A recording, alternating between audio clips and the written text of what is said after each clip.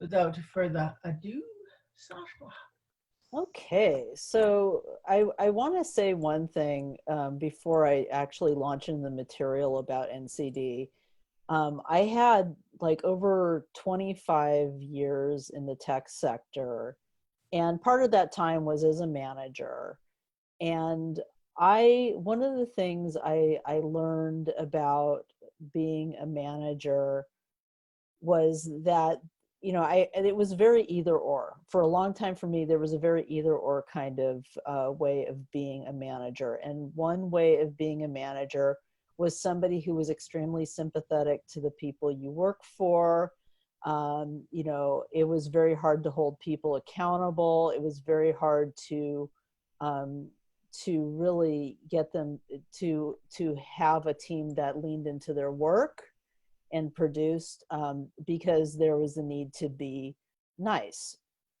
That contrasted the other style of management that I had learned, which was command and control, which is basically really just making your employees toe the line, really keeping your eye on them, monitoring them, trying to make them do things, make them be productive, and to basically be in the business of what your what your employees should be, or what your leadership should be, or like all these things that other people should be. And right now, that in the time we are right now, there's so much uncertainty. It is a very natural thing to want to control things, Mm-hmm. to want to control whatever you can about your circumstances. And now that so many people are working remotely, the one thing that people are wondering about is like, what are my employees doing? How do I know that they're doing their jobs? How are they being productive? Um, and it is one of those things that just like you can spend all of your time just thinking about, like, how can I measure their productivity? How can I monitor? How do I know that they're at their desk? I mean, I sent them a chat like a half hour ago and I haven't heard from them. And, what are they doing? Are they slacking off? Are they walking their dog? Oh my God, these dog walkers. Dog walkers are the worst. Just always walking their dogs and having a good time with their dogs instead of being productive. So the one thing we've discovered is that like there are so many things that you can control, but the one thing you can never control is another person. Even with all these checks in places, all the energy you expend on trying to control another person and make them do another thing, it is probably the most draining thing happening when you try to manage another person. The most expended energy goes towards trying to control outcomes around another person. So what is the remedy for that? What is the way to approach this that is not about controlling another person? And yet, you still And have yet the getting desire. You outcomes. still you still have the desire to control. There are some things you can't control. You can control the things you spend your own time on. You can control the way you use your resources. And you can control the things that are priorities or what you place importance on. So those are the things you can control. Of those things, in terms of your work, what of those things that you can control are the things that are the most essential? So the most important thing you can do right off the bat to relieve your burden is to determine the things that you can control, and then determine, of those things that you control, which ones are the important things for you to focus on. So that is the first thing you can do to remove the burden of working, as a manager in this remote environment. Beth, do you want to add to that a little? I just want to say that, when we think of Maslow's hierarchy of needs and that model, which I know that some people dispute it and say, is it relevant? Is it true? Is it a good model? Are there other factors? All of that aside, it's still a pretty good framework for thinking about how we show up in the world. And so acknowledging and understanding that in these times when everything is different than what you were planning, there is an opportunity for you to go down to the base level, which is safety, right? And what do we believe when we are feeling vulnerable provides us with safety? Frequently, it's control. So just understanding that although you may feel the urge to tighten the screws, to check in on people, to put out new kinds of ways of tracking time and having people check in, or you frantically checking in with them, all of those things are draining your energy. So how can you sit down, spend some time in determining what's essential and focusing your resources, time and attention and energy onto what's essential, and then having trust that folks are going to take care of their stuff in the best way that they can during this time. I want to highlight that we are going to send out a link after the call, shortly after the call, that's going to have all of these notes in a PDF, as well as access to the recording to the call. So if you're like, wow, I'm trying to frantically write all this down, if you registered for the call, if you signed up and your email's in the database, you're going to get the PDF. Okay. Great. All right. So moving on to the next point. When you determine the things that are essential, the things you can control, the other thing you need to determine is what are your priorities? What are the priorities you need to focus on? One of the aspects of control is like trying to measure time in butt in chair time, how much time people are actually sitting at their desks being productive. So the way I would like to see you reframe for your own sanity and the sanity of your team is to shift your framing of that from the time that they're sitting in their chair and, you know, that you can see them doing stuff, to outcomes.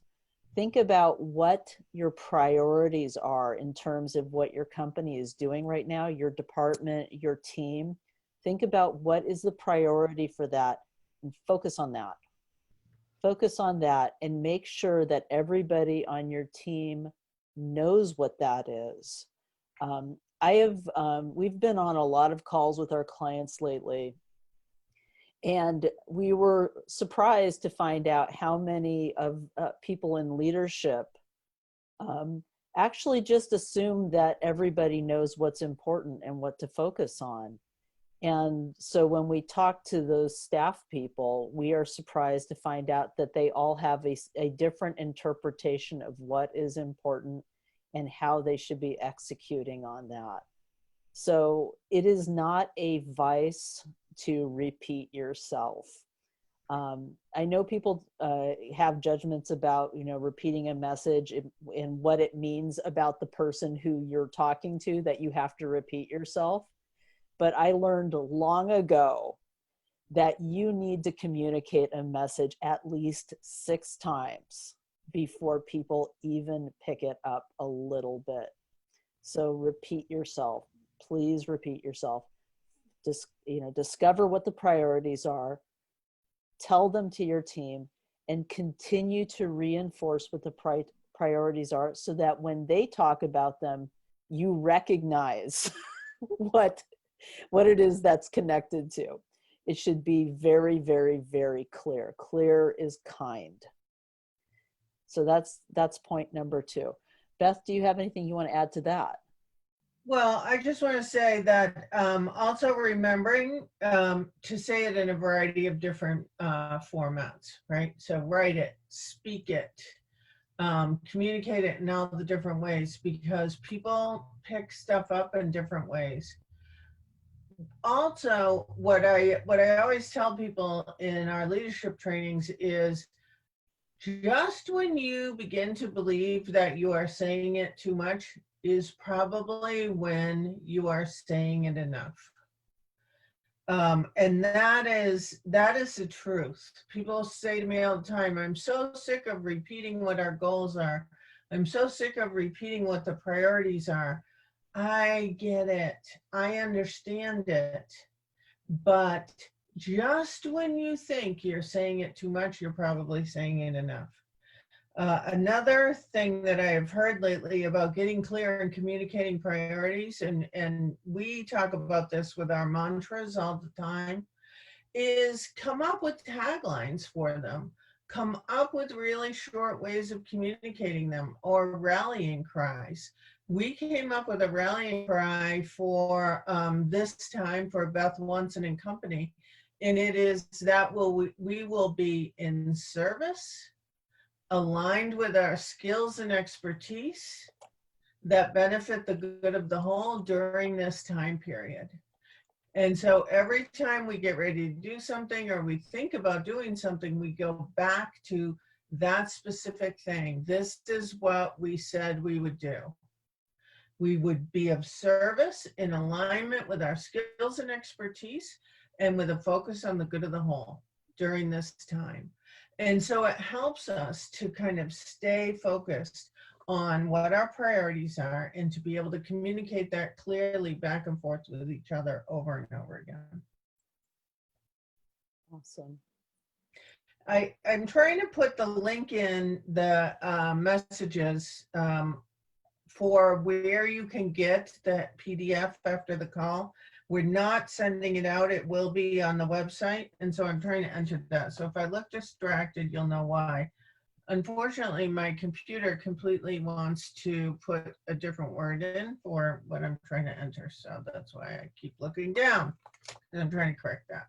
All right, go ahead, Sasha. Okay, also just to say, I have a list of questions that you've all sent in. Thank you so much for sending those in. We're going to put time at the end to address all of those, and we will try to address all the ones that you put up in the chat as well. So we're going to keep the pace brisk so that we can serve everyone. All right.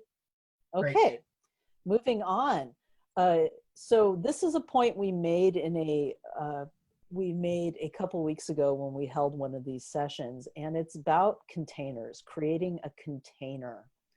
One thing that it is hard to create when you're working remotely is a container, because when people were going to the office to work, part of the ritual of going to work was actually leaving your home and having that transition time between actually stepping out the door, going into your car or on the bus or the train, and then ending up at your office, to which you get on your computer, you have your first meeting, you grab a cup of coffee, and you have your first conversation with somebody. That ritual that starts your day. And maybe your ritual starts even sooner. Maybe you start your ritual at home, by logging onto the computer before you leave. But you had to create a new container. And maybe that's an area where you're struggling. And so you start your day and you log on to the computer, but the energy isn't there. The energy isn't there because other people might have different rituals or different ways that they're starting their day, and you're not connected. It would be a very powerful thing to do to intentionally create that container for you and your team. And you can do that by having a morning meeting. You can do that by having a check-in on your, like you have a chat thing like a Slack, or using Skype or one of the other mediums that allow you to do line editing. And to basically start the energy of the day for the whole team.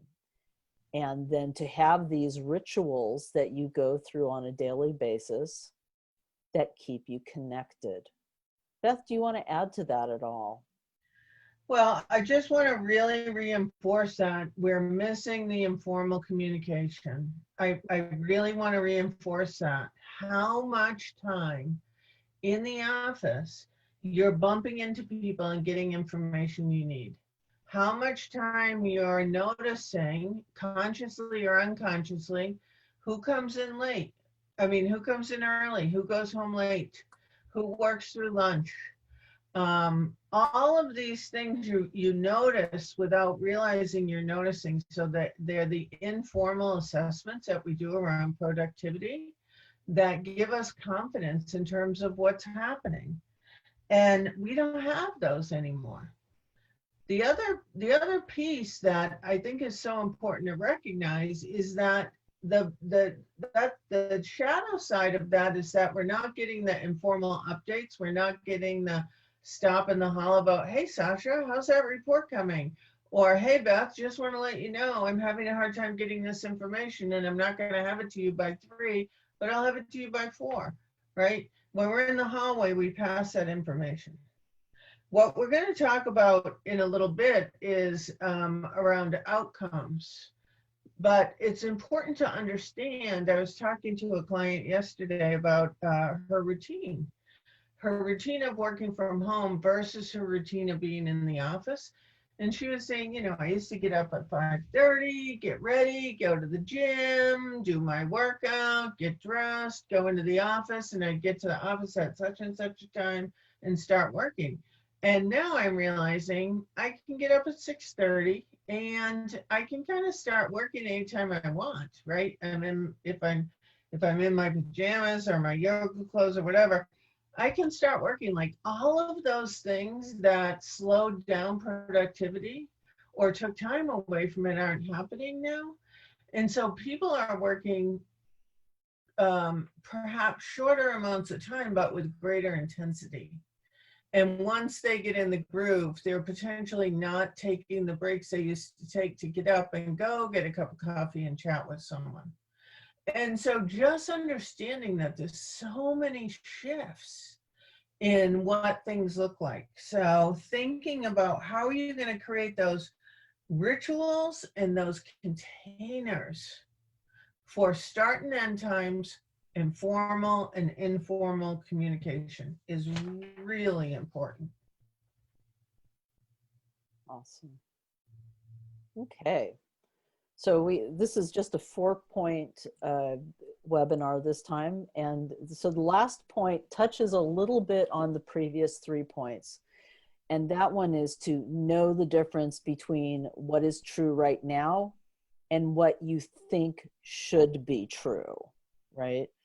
In one of our clients I had a conversation with, and they were talking about how they using the tools and metrics that they had, looked at what employees were doing, and they were shocked to find out that since their social distancing has been in place and people have been working remotely, that productivity had gone down.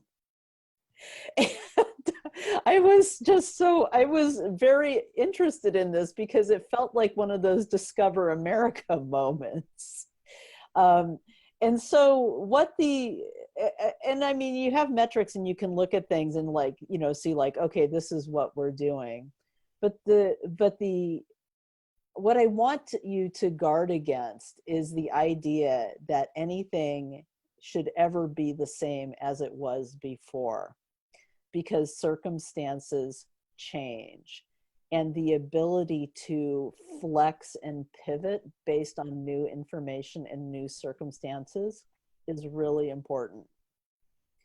And in the desire to keep a semblance of control, I think it's very tempting to look at people's productivity, their potential, how they should be achieving or producing, and to hold it up to a standard that may be based on a prior circumstance or an aspiration that wasn't really grounded in the reality of what is going on now.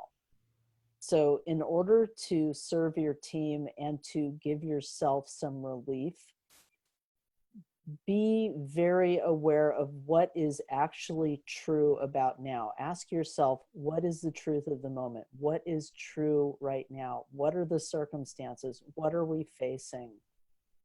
And let those things help guide you, as opposed to what you suspect should be true, especially when you talk about people's productivity potential.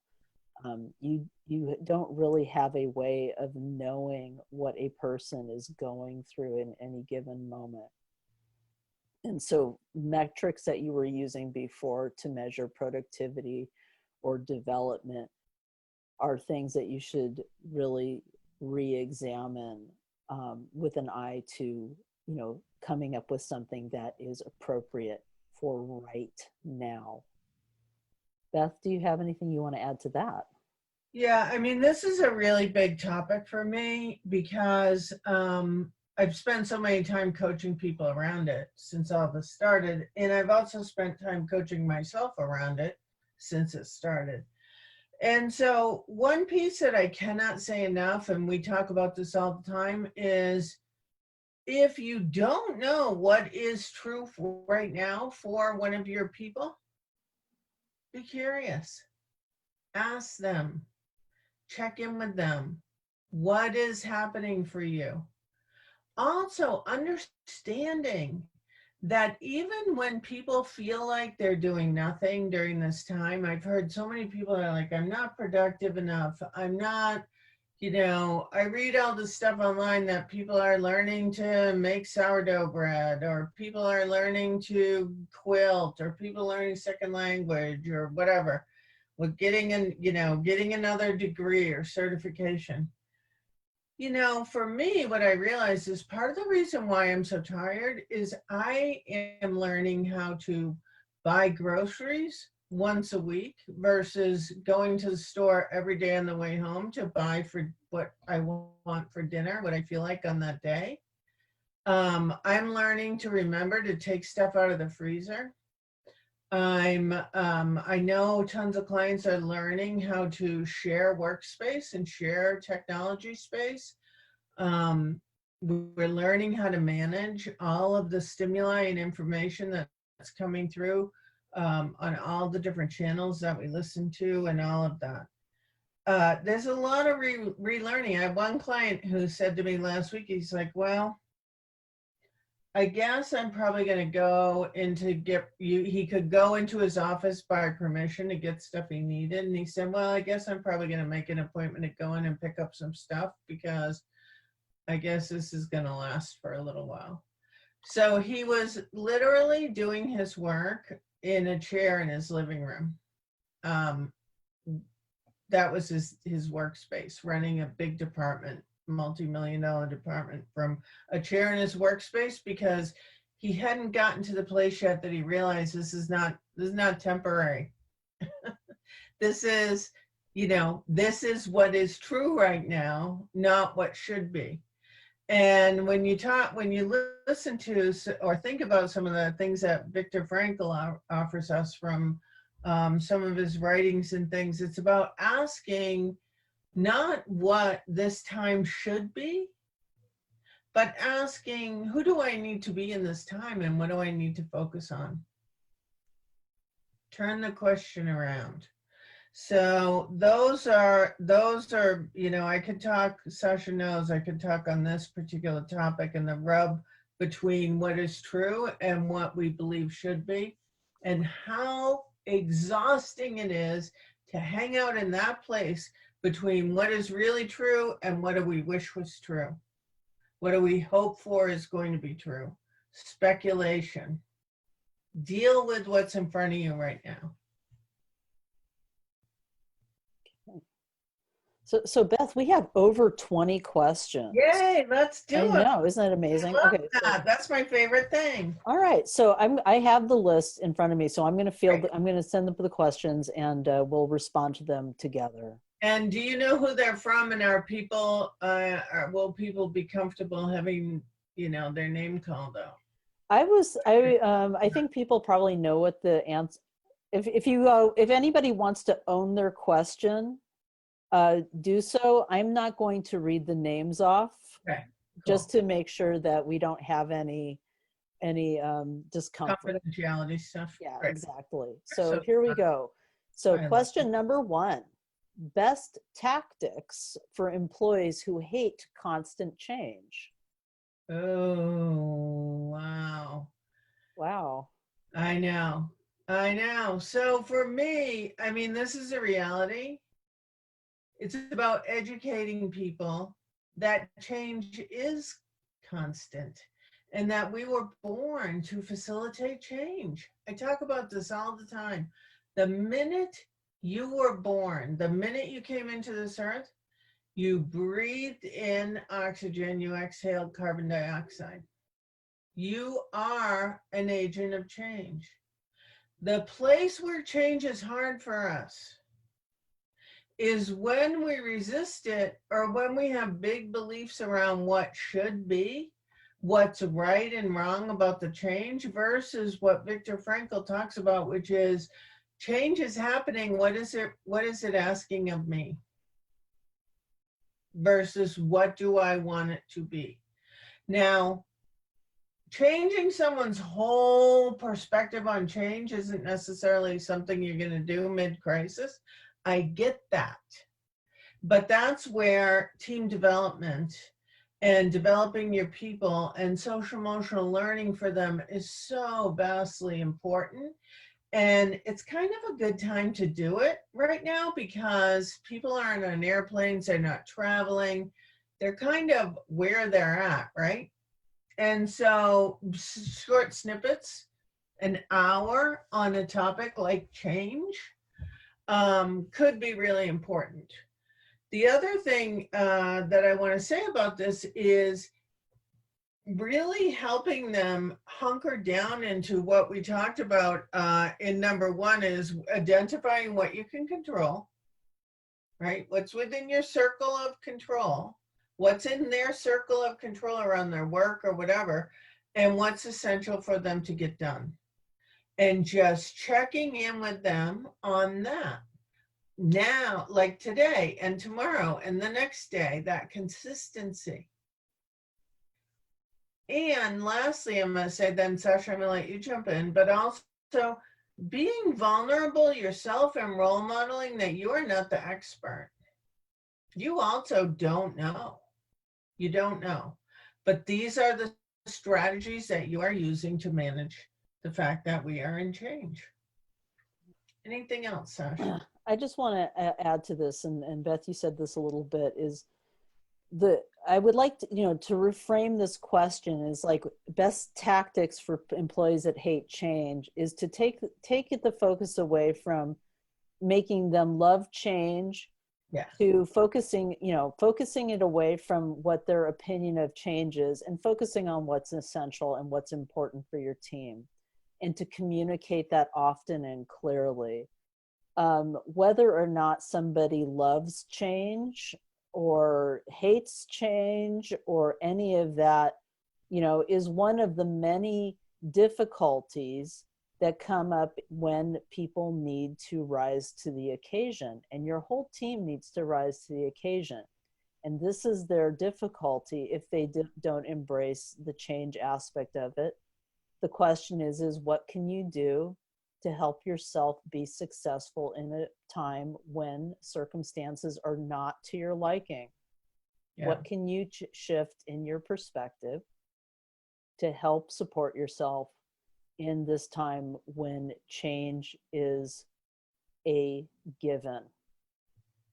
And I always go back to, and anybody who's done any work with me that's in this group knows this, I always go back to, so Sasha comes to me and says, you know what, Beth, I just hate change. I hate this change. I hate it. And I say, okay, that's fascinating. I hear you. And these are our priorities for moving forward right now. Right. Yeah. Okay, ready for the next one? I'm ready. I love these.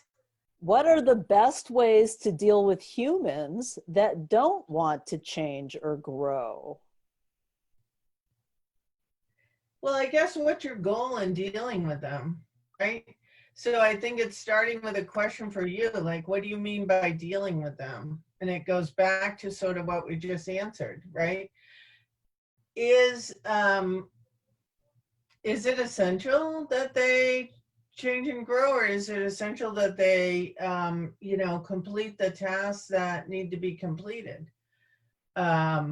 What is your hook in? And Sasha and I talk about this a lot with clients because we a lot of times clients come to us and they say, I see so much potential in my staff, right? If only they would apply themselves. If only they would do this. I had one client a few years ago who had such a conflict with one of her staff people because she could see all the places they could grow to. And the woman resisted growth. She resisted professional development, everything. And when I did a confidential chat with her about what was happening for her, she said, you know what? I got 5 grandkids. I got my job mastered. I know what I'm doing. I like my routine. I like coming to work every day. I'm not looking to go anywhere. I'm not looking for a promotion. So, asking yourself first, like, why is it important to you? What is it under that big title of growing and changing that you really are looking at? What does it mean? Sasha, thoughts on that? Sorry, I was just Andrea was making me aware of something. So the thing is that growth and change, or people who don't want to change or grow, every person has their own priorities, and we have our opinions about other people's willingness or ability to change and grow. They just don't want to grow. They just don't want to change. And I would say that, when it comes to, in the workplace, the question is, are they rising to their job? Are they rising to the level of their job?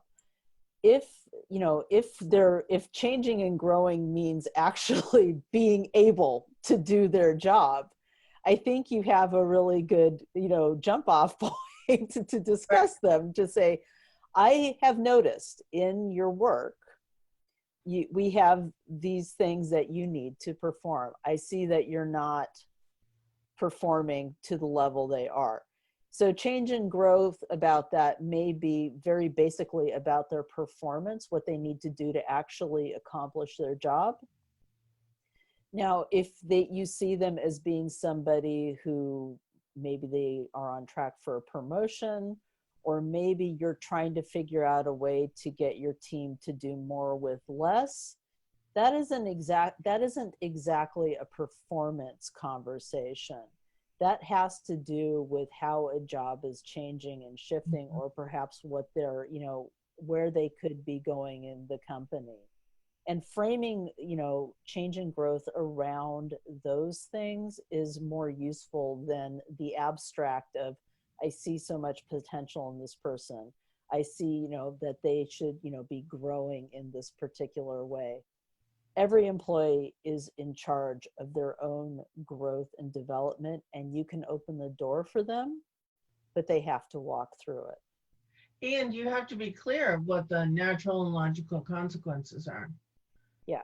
So getting really specific, what does change and growth mean? What are the specifics? So an employee knows what you're looking for. Because if I say to Sasha, you know what, I really need you to change and grow. Like, what does that mean? Or I'm frustrated that you're not willing to change and grow. In what way? Like, how do I approach that? So a lot of times when employees are resistant, it's because they don't know what you mean, right? So, and then being really clear for you, what are the natural and logical consequences if they decide not to?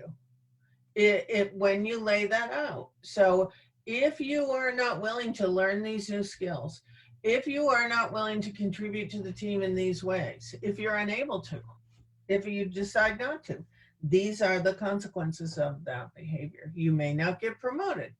You may have to relocate to a different team. You may stay exactly where you are, whatever they are, whatever they are. But clear is kind, and clear is also essential. Absolutely. Okay, question number 3. Wow, Curious about communicating uncertainty in a meaningful way. It's not a question exactly, but I'm going to say that the question probably is like, how do you communicate uncertainty in a meaningful way? Hey guys, I am feeling really uncertain here. I do not know the answers. I don't know what the future holds for us. It's a little challenging, but these are the things that we can do right now. Or I'd like to have a conversation about what can we do right now, right? This is how we're going to show up right now. I mean, clear is kind. Honesty is kind. Speak your truth with empathy and compassion and focus on the good of the whole. And focusing on the good of the whole doesn't mean you run around screaming and yelling, oh my God, I don't know what's happening and I feel totally out of control, because that's going to send people over the edge, right? But acknowledging that we don't know. There's so much we don't know. Therefore, this is what we're going to focus on for right now. 3 things you can say. Comes, we'll adapt. Go ahead, Sasha. There are 3 things you can say to your staff member. You can say, I know this, I don't know this, and I cannot talk about this other thing. I'll tell the truth about what you know and what you don't know. You do not need to pretend to know things that you don't know. Just tell them what you know and what you don't know. Yes. And also be transparent about what you can't talk about. Particularly there are things you can't talk about. Sorry? Particularly around layoffs, because I would imagine that's causing a lot of angst for people, is job security in some places. And so you know, I have one client who at the beginning of this was pretty freaked out, and so he stood in front of the whole group and said, I will do anything to provide you with job security so that you can take care of your family, you can do this, you can do that. You're like family to us, you're really important, I will do anything. And so then a staff person came and asked for something they needed that was not, wasn't possible with HR rules and the whole 9 yards. And so he had to back up on that and say, oh yeah, I overcommitted in that moment. So being cautious when you tell people, yes, we are going to do everything we can for your job to be safe and not lay you off, as opposed to saying, as of right now, there are no plans for a layoff. And I will give you information as soon as it's possible if that is what happens. Being cautious about your words. Awesome. Okay. Next up. Do you need to provide more emotional support during these times? That's a fascinating question, because is it your job to provide emotional support to your employees, or is it your job to provide space for them to take care of their own emotional health and well-being? I can support my team. I can be empathetic with my team, but I cannot take care of their emotional well-being. It's not possible. I can only manage my own emotional well-being, but I can be empathetic about time and space that is needed to take care of that. I can call out when I think that somebody needs to take time and space to do that and they're not doing it. But I'm not, can you say the question again? The question is, do you need to provide more emotional support during these times? Yeah, I go back to my original thing. You need to provide time and space for people to access emotional support. Yeah. I have a sort of a follow on to this. As a practice in being a manager, your staff is going to run into life all the time. They are going to run into life regarding their health. They're going to run into life regarding their family. They're going to run into life regarding many other things that come down the road. As a practice, having empathy for them, which is basically a way of understand, hearing them and understanding. You may not be able to understand completely, but listening to them and reflecting back what you hear is a powerful practice. Because for some people, this quarantine is going to be an inconvenience, but they have been through maybe worse things in their life, things that were more unsettling, more shaking. It's not just during these times that having empathy for your employees is important. Having a practice of empathy for your employees is always important, but that does not mean you emotionally carry their burden, that you emotionally take care of them. But basically being grounded in the truth of their reality, and this is what you can support and this is what you cannot support, is a way to approach it with kindness and humanity. Yeah. Always, not just during these times. Okay, are we ready? We are ready. We are ready. Let's do it. Okay, how to best support a manager who feels the weight of responsibility for all their staff. Oh. Mm. Mm. That's interesting. It's an interesting question. I think curiosity. I think just curiosity, opportunities to listen. Understanding that managers and supervisors and company owners walk this line of what can I share without upsetting people more than they're already upset, right? And for a couple reasons. Some people do it because they don't want productivity to go down. Some people do it because they don't want people to go off their emotional balance place. And some people, it's a combination of both, right? And some people just have really big privacy stuff, right? They don't know that they don't know that vulnerability is a gift, right? So I think asking the question, how can I best support you? What's most helpful for me? How, and being specific on questions. So the question, how are you doing? 99% of the time you get fine, right? How are you doing with having your kids home while you're working from home? How are you doing? Those kinds of questions, specific questions that people can answer, and then just simply listening. Don't go into advice mode. Don't start talking about your own experience, right? Oh, I'm thanks for asking. I'm really worried about, if we're gonna have enough money for payroll next week. Oh my gosh, you are? Well, I need, I'm worried about that too because X. Like, that's not helpful.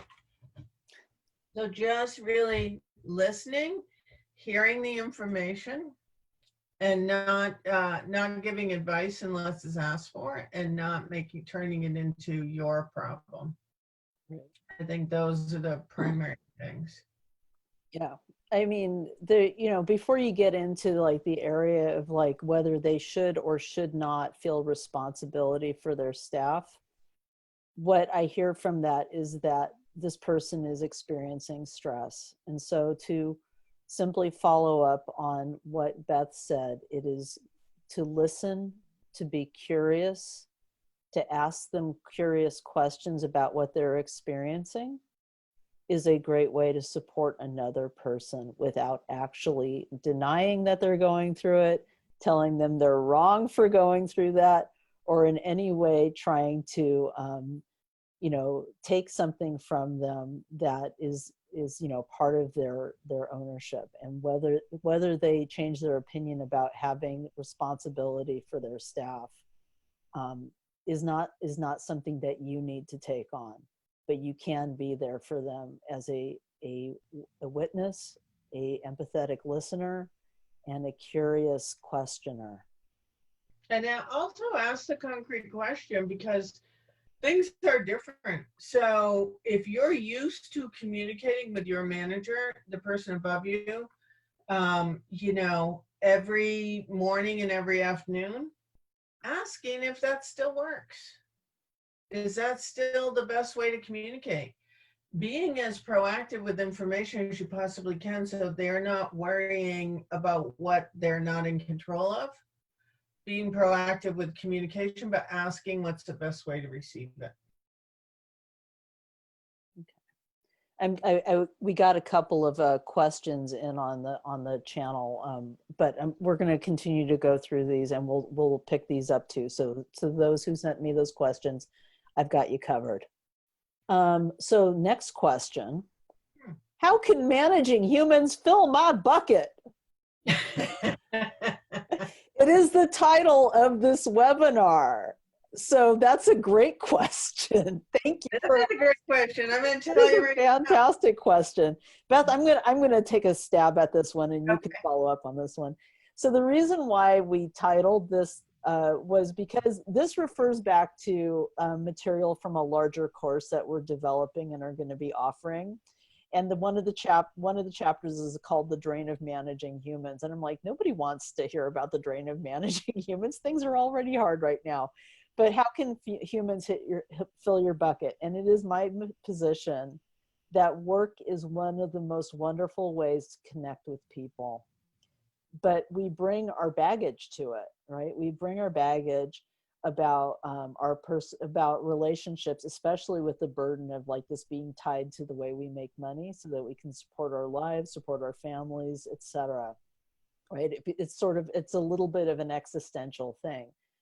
So how it fills your bucket is in the connections you can build, in the trust you can build with people, in the solving problems with people, the empathy, and all the things that when you connect with other people, the people who report to you, especially all these things like people who are changing and growing, people who are afraid, people who just are having a hard time adjusting, and on all the things that you're responsible for doing, coming together with other people and working through it and producing is like, for me, it's a moment of lift. I feel the lift in that.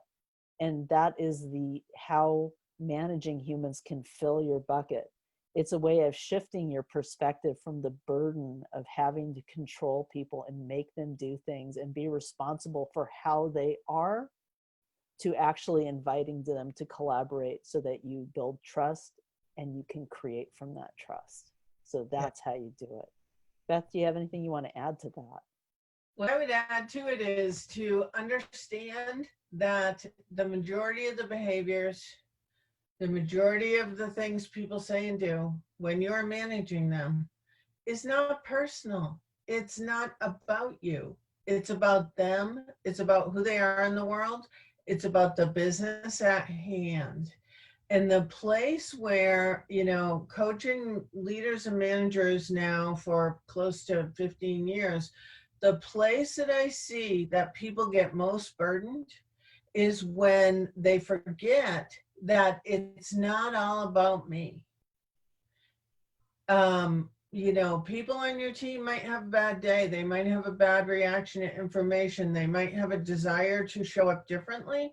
And the more you can be fact-based with empathy and compassion, And the more you can be focused on what's in the best interest of the good of the whole, and understand that on this journey, each of us, one of the primary things we are here on this earth to do is to learn how to manage our own emotional well-being, to self-lead ourselves, right? And so when someone on your team or on your staff feels disappointment, when they don't agree with you, when they feel anger, when they feel blame, when they feel any of those things, it's okay for you to continue to hold the line, because their work, their emotional well-being work is really about learning how to manage that. And it's very hard if you put yourself in the position of believing that you can keep every single person happy, emotionally well, while they're doing their work. Because you can't. And when you do that, you're an enabler. You begin to enable people to not grow and change. So that's how you shift it from burdensome to filling your bucket, is when you are able to speak your truth with empathy and compassion for the good of the whole and stay in that place. That's it for me. Okay. So I just want to make everybody aware of time. We have 7 minutes left, and I still have a whole raft of questions. Okay, go fast. We'll do speed round. Okay, well, we'll try to get as many in here, and maybe we'll stay on a little longer to try to get the rest. So let's go. All right. How can one address an employee who is so clearly stressed out that they're disengaged and or rude and combative with the team? Okay, we have a person who is having a hard time, and they're expressing it by being rude and combative, is what I'm hearing. The short answer is to, for me, is to step into it and let them know that that is not appropriate behavior. It's not in support of the good of the whole, and it's not appropriate behavior. That's a short answer. It's a significantly longer question and a longer answer, but the short answer is it's not acceptable behavior.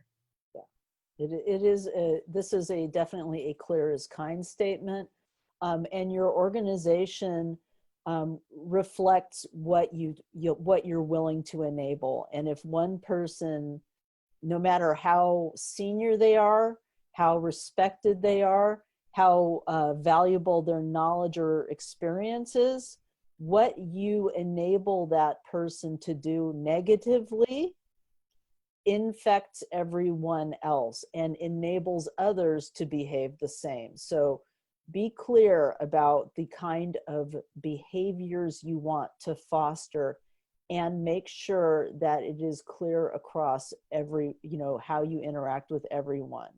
If you are willing to go back to saying, oh, that's just them, I need for you to go back and re-examine your thoughts about that. But yes, what you enable in a team will infect the rest of the team. So their disengagement and rudeness, you need to be clear about that. Hard stop.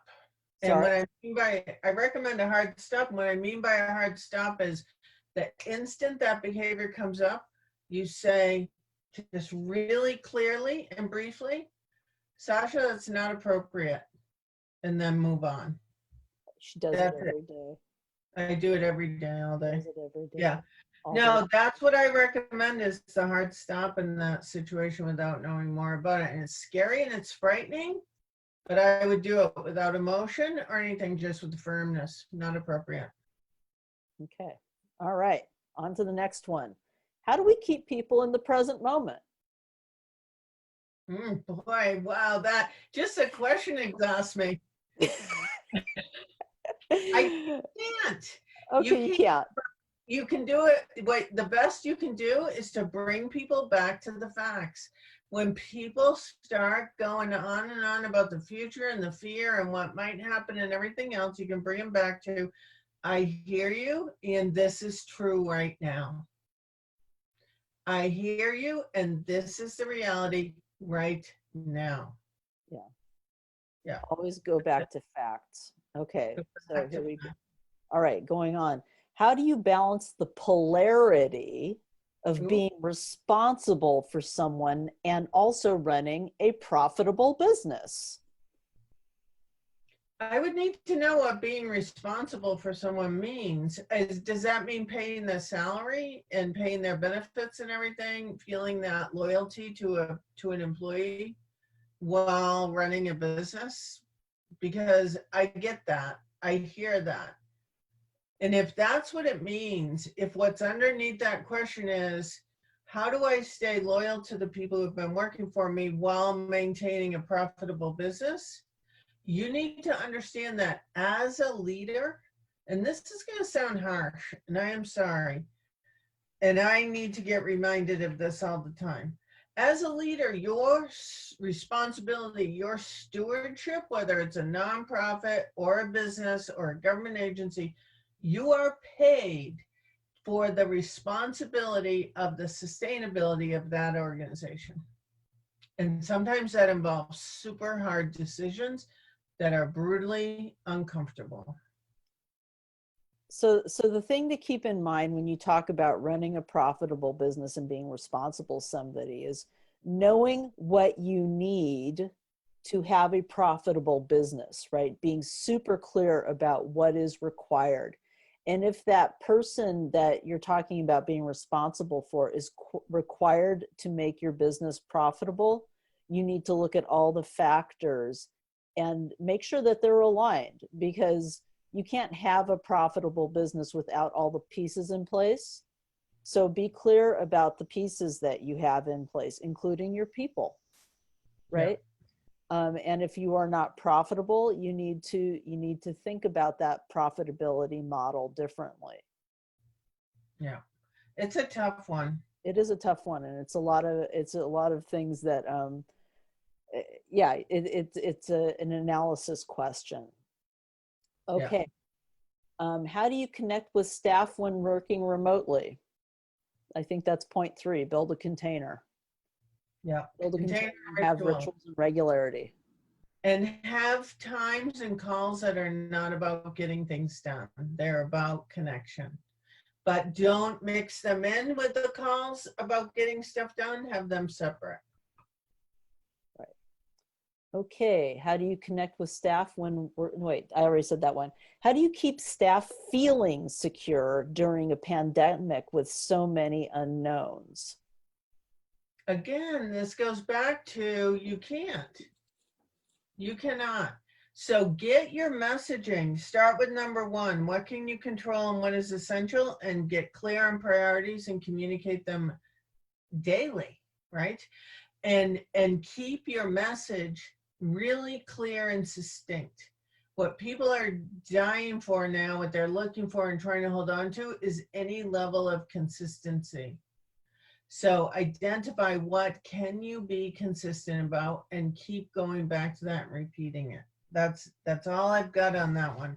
Other than that, I think you're getting the theme. Like you can't do anything about what they feel during the pandemic. Okay. On to the next one. How do you help them stay organized and have healthy time management skills? I guess them is the staff. Yeah. I mean, look at the tools that you're using. Um, Stay clear on the priorities. Talk about what's working for you. Ask them what they've used in the past. I mean, curious questioning and coaching skills come in really handy around this topic. What have you used in the past? What is a block right now? All of those types of things. Um,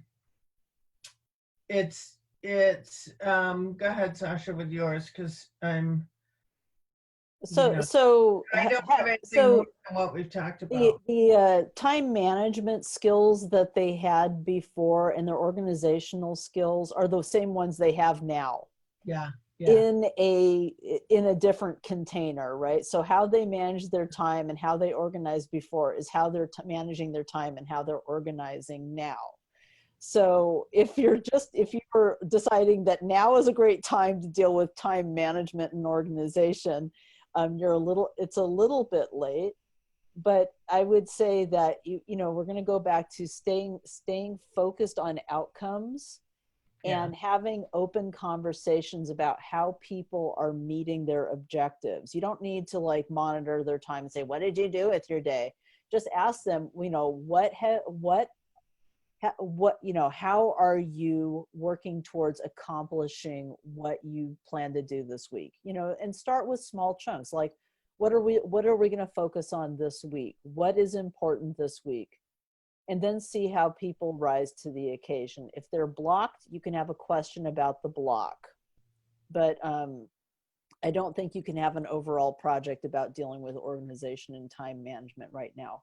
Focus on the objectives. I'd also get their perspective on where they think they're at. Is this something that you're feeling like they have a problem with? Do they feel like they do? So I first begin with, hey, how's time management going for you in this new container that we're working in? Okay. How to have effective working relationships with staff working in the office. So I'm going to take it to mean that some people are remote and some people are in the office. How do you maintain that? I think you maintain it the same way you maintain your staff when you're working remotely.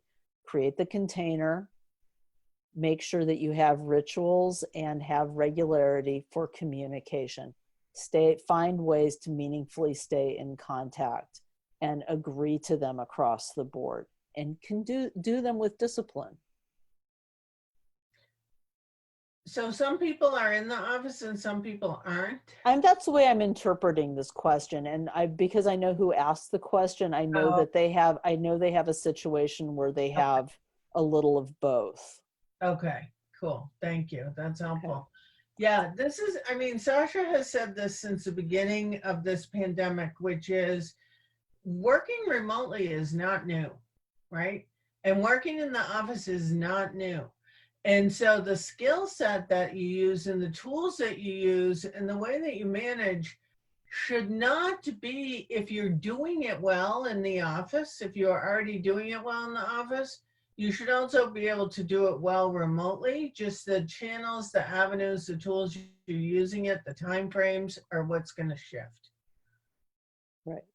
And if you weren't doing it well, then you're going to be challenged in both places now also. Yeah. The layers of change and uncertainty are what add to the complexity of this. But I would say that, that is what that's blah, blah, blah, blah, blah, blah, blah, blah, blah. Very good. Okay, how are we moving? We've got a few more to go. Let's just do it. We still have a significant number of people. So okay, here we go. So how to manage people who are overwhelmed by so overwhelmed by working remotely, they seem to be negative all the time. So I guess the question is that they're having a hard time and they're falling into negativity. So the question is like, if you looked at this, let's say we weren't in a pandemic and people weren't working remotely, and let's say another change was thrown your way and people started being, grumbly, negative, talking, having side meetings and stuff like that. The question is like, how do you basically deal with people who are dealing with it being negative? And I'd say that once again, being clear about what's important, staying in communication, and working from a place of building trust. And you build trust one conversation at a time and one behavior at a time. And this is another opportunity to practice that. Beth? Well, I would also be really focused on where you're establishing boundaries within times that you're working in meetings and things. Some people, if you have not established clear boundaries about what the work is of the meeting time or the group time, then people are going to take advantage and they're going to think, okay, evidently it's appropriate for me to totally vent about everything I'm unhappy with in this meeting. And so when somebody starts going off on a track that's non-productive or non-helpful or negative, coming back to, okay, I hear you, but this is the focus of this meeting, and it's a solutions-based meeting, and it's about moving forward. So just, you may have to use that language frequently to get people to understand this is what we're doing during this time. Okay. All right. So the next one is how to manage the many directions that others feel you should be moving in to serve their purposes. Sounds like management all the time. I know. And are they talking about people above them, people on different teams, people like, I'm not sure who's providing that influence? Well, it comes from all directions, right? Right. That's Yeah, why. That's it comes why. from all directions. But I mean, the reality is that knowing, and this is true no matter whether it's a pandemic or not, knowing what are the goals and objectives, what are the priorities that come under those, what are the behaviors and tasks that are required to get those done. And then when outside pressures come in, having a conversation about what resources you have and is it feasible for something to change. I am constantly trying to drive the work that we do as a team in different directions, like never endingly. I have millions of ideas. I'm always trying to do that. And my team constantly brings me back to my teammates, bring me back to what is our strategic direction? What did we say we're going to commit to? And what do we have time and energy for? And they Right. bring me back there. And sometimes we have to have a tough conversation and we negotiate it out and we come out somewhere in the middle. But these are all opportunities to dialogue. But if you don't know your focus and you don't know your priorities and all of that, it's very hard to have those conversations. Okay. Next person, I need help to lead work efforts without having managerial level authorities. I've got to guess this person's got to be a project manager. That is like the number one thing for project managers to do. Question again? The question is, I need help to lead work efforts without having manager level authority, right? Being responsible for an outcome, but not actually being able to have authority over other people's work. Yeah. So I'm gonna say this is, the project management 101, and this is for every other work related project. You have to be tied to company objectives. What are the important goals for your organization to achieve?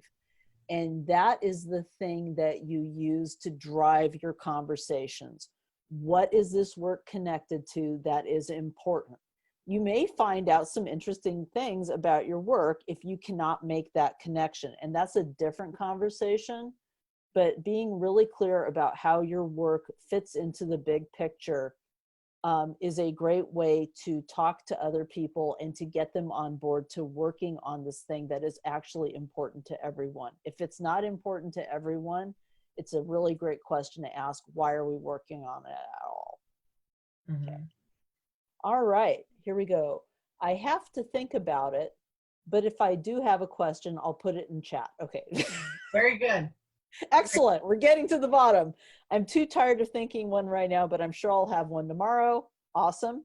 I'm fielding questions by managers about bringing everyone back on site and responding to that resistance. So Beth, is it okay if I field this one? Yeah. This is what we're hearing from our clients. Yes. We have clients that have plans in place for bringing people back in, and they're bringing them in a phased way. And it's through the lens of what is safe regarding people bringing back, right? There are ways of screening and bringing people back in. That's a logistical answer. Right. But people's resistance about that, it is like anything else. It's like, what are the requirements of the job? What are the priorities of the organization? And how does that person's work fit into those whether it is working in the office or working remotely. What is the best thing for them to be doing? If they're in a command and control environment where they just want to bring everyone back, that is a kind of question that may be uncomfortable to field, but through the lens of what the priorities are and how they fit into the picture is a good way to field that conversation. Okay, we have a couple that are in the chat. Can I just say one thing that I feel I have to add to that? Yes. Be the person who asks for a reflective dialogue and a hard conversation about what you've learned about productivity and how people work and what's necessary. Because there is going to be a temptation to take the old blueprint of what work looked like and go, okay, back to the old blueprint, 9 to 5, this is how we get work done, and put people back in that. We have all experienced a life-changing situation in which we have learned new things about ourselves, new things about others, new things about how work gets done and what's necessary. And so it doesn't mean that a dialogue has to be about making decisions, but it can be about reflecting and pulling out what the learnings are. So don't approach it like, hey guys, I want to have a dialogue to decide if we're going to do things different. I just want to have a discussion to talk about what we've learned and what we might know now that we didn't know before. One last question, and it is, how to support employees who are paralyzed by change and therefore cannot navigate a desired workload. So this goes back to the material we talked about earlier in it. You have to focus on what is true now. There's a desired workload, yet there is the reality of what the circumstances are. One, dial back to what is essential. What is the most important thing for you to focus on? Two, talk about, be truthful about what's going on. If the person is blocked in the work, talk about that block. The story of they are paralyzed by change is a great way to never talk about what's actually happening in real time. So talk about what it is that the goals are that you want to accomplish, how it fits into what is most important, and talk to them about what the priorities, what they are blocked by, and help them with that block. Please don't go into story about them being paralyzed by change, because you'll never be able to approach that mountain. No. Okay. Before we sign off, I want to say verbally, for people who are listening to the recording and may not have access to the chat, handouts and replays are on our website at this address, ncdSolution.com/managing. We're doing 4 or 5 calls. I can't remember, doing a whole series over the next several weeks. And all the recordings, all the handouts, and all the information from every Tuesday session is going to be at that link. N as in Nancy, CD solution.com/managing. And so you can go in there and get everything, the handouts and everything from this session, the notes. So it's been great having you on here. I hope you found it to be helpful.